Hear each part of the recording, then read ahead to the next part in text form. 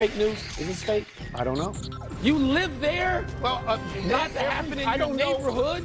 Not every single story passes by me and I see it. If you saw somebody in bikini I would wonder. running down the street with, say, a TV. I would certainly want to know a little bit more about that. Welcome to PTI, boys and girls. In today's episode, Cade Horton beats Paul. Yes, sir. Dabo Swinney is fed up, and Buster Olney joins us for 5 good minutes.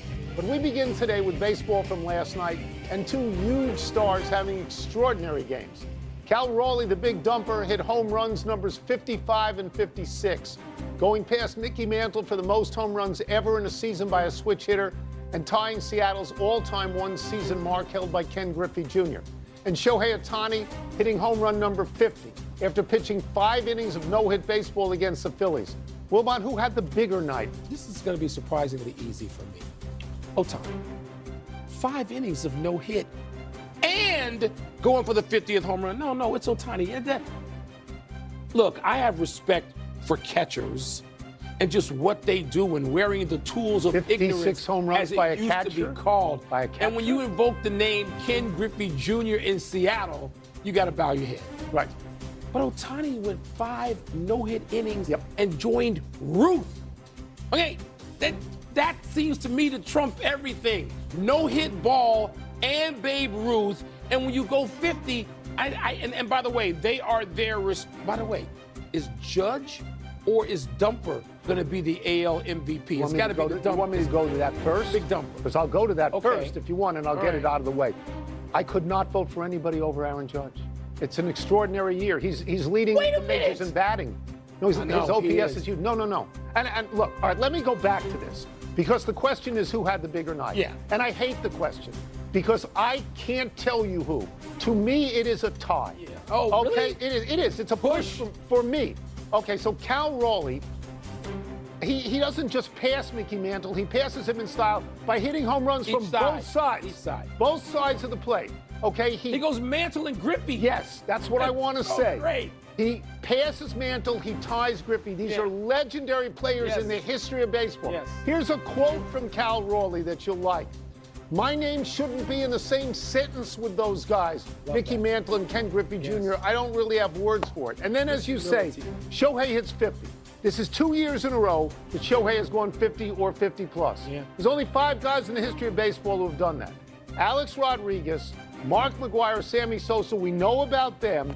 Ken Griffey Jr. and George Herman Ruth. That's why you have Griffey. First of all, people don't even realize how great Griffey was to be in both those lists. Yes. Tonight that we're talking about this. Yes. But when you go Griffey, Ruth, and even if you allow for the asterisk, when you go Sosa, McGwire, A-Rod, that's why it's showing in 5 innings. I just compared Cal Raleigh to Griffey and to Mantle. Yeah. I'd love to be able to do that with Shohei Ohtani. Of other people who have had 50 home runs and more than 50 strikeouts in the same season, there's nobody.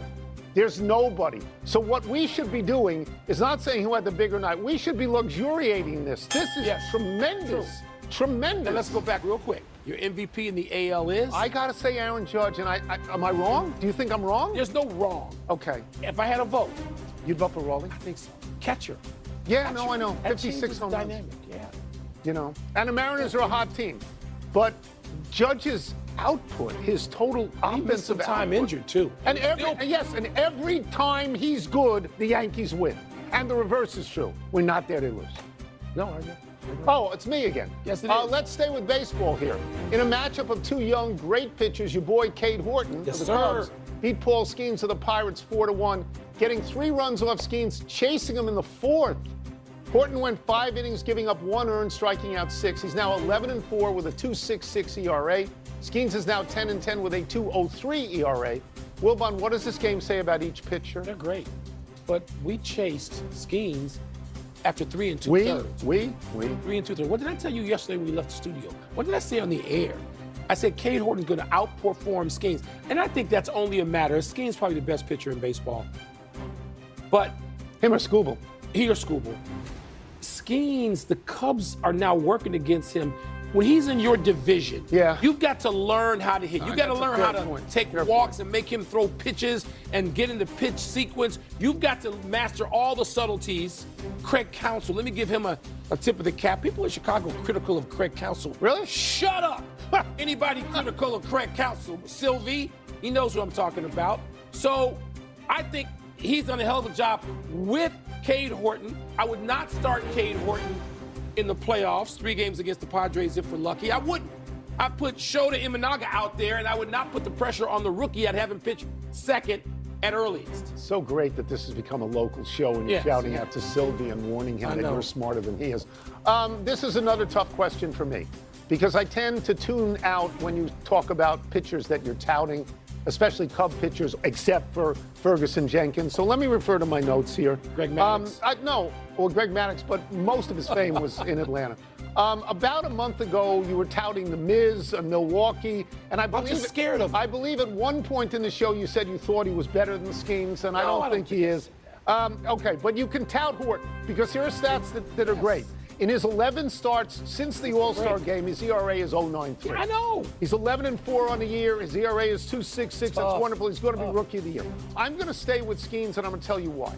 Because I think 2.03 is better than 2.66. Because I think Skeens' 209 strikeouts is better than the 95 by Horton. But Horton has pitched more than half the amount of innings as Skeens, and Skeens has more than twice as many. But mostly because Skeens doesn't play for the Cubs. The Cubs are much better than the Pirates. The Pirates this year, no support. 541 runs, lowest in the majors. The Cubs 735. Yes, Skeens is getting 3.35 runs per start, and your boy is getting 4.62. Well, he's been great. He's been great. But Skeens last year as a rookie was even better, 11-3 and a 1.99. You know what this rookie gives us a chance to do? He gives us a chance to get a second series. He gets us a chance in October. Even if I don't start him, I'm not putting him out there on the bump to start the playoffs. No. I got other Matthew Boyd. Even though he didn't do much today, he's an all-star. Let's move to college football, where Clemson coach Dabo Swinney has a message for his critics, his haters. Following Saturday's loss at Georgia Tech, Swinney told reporters Tuesday, quote, "If Clemson is tired of winning, they can send me on my way. But I'm going to go somewhere else and coach. Hell, I'm 55. I got a long way to go." And then he added, "If you don't believe in us because we've lost 2 games down to the last play and we're 1-2, you weren't all in anyway." Seems Dabo's feeling heat, Tony. Should he be? No, because he's been to 4 national championships and he's won 2. Because he's won 8 out of the last 10 in the ACC. Because since Saban is retired, who you got that's actually better than Dabo Swinney? Does he find himself on a hot seat? Billy Napier of Florida finds himself on a hot seat. Yeah, Dabo finds himself on a warm seat. It's not a hot seat. And the reason is because there's no sport that we follow that's like college football, where it's what have you done for me lately? Yeah, people are crazy. The fan bases are nuts. Absolutely. Swinney was right in everything he said, but it was really whiny. I mean, and he looked sort of unhinged. And there are probably people in Clemson right now who are saying this to themselves. They're saying, you know what? Dabo doesn't really believe in a transfer portal. And Dabo's lost a lot more games lately than he used to lose. In fact, he's lost 14 games in the last 4 seasons, 16 if you count 1 and 2 this year.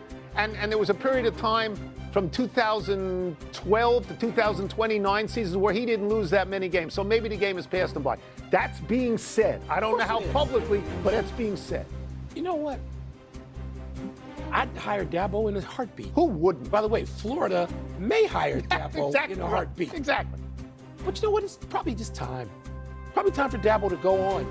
This is not, John Robinson staying at, USC. This is not that.